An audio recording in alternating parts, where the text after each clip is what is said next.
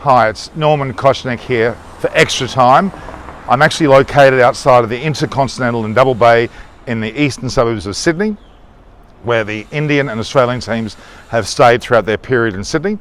Just leaving a short while ago from here on their way to the airport, the domestic airport, on a chartered flight, on their way to Brisbane, where they'll be playing at the Gabba as of the 15th of January, again in the fourth test of the Border Gavaskar Trophy between Australia and India.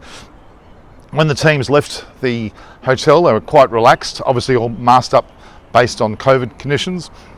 All players looked quite intact. I saw Ravichandra Ashwin walking out with his family behind. They looked quite good. In fact, he looked quite able to stand up with his bad back. A number of other players, there was one person that was notably not there was Jadeja. He's staying here, I believe, an extra period of time to go and see a specialist doctor here about his damaged, broken thumb on his bowling hand.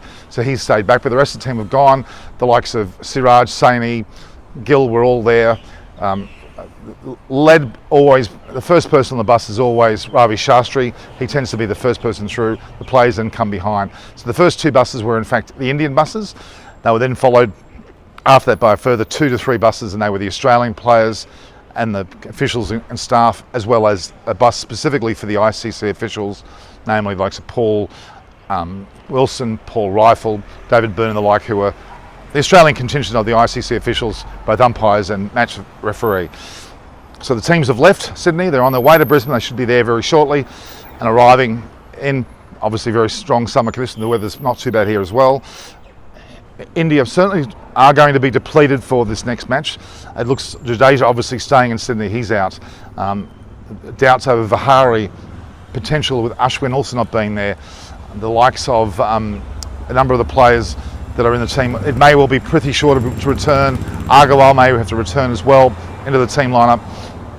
It's going to be interesting whether also Punt's fit. He looked quite okay getting out of onto the bus, but he may not be fully recovered as well. Obviously Saha will come into the side. The bowling contingent obviously still has the likes of Bumrah and Siraj. Bumrah apparently has a stomach complaint. He walked out quite happily too. It's only a short turnaround. We'll have to wait and see how they go. Not forgetting that of course Dave Warner is still not 100% fit. Pekoski had a damaged shoulder from this match. Whether he's fully fit's another question. And how the Australian bowlers also pull up after having bowled heavily on the 5th day of the test match, only taking 3 wickets and bowling well over 20 overs each. It's quite a considerable weight on their shoulders.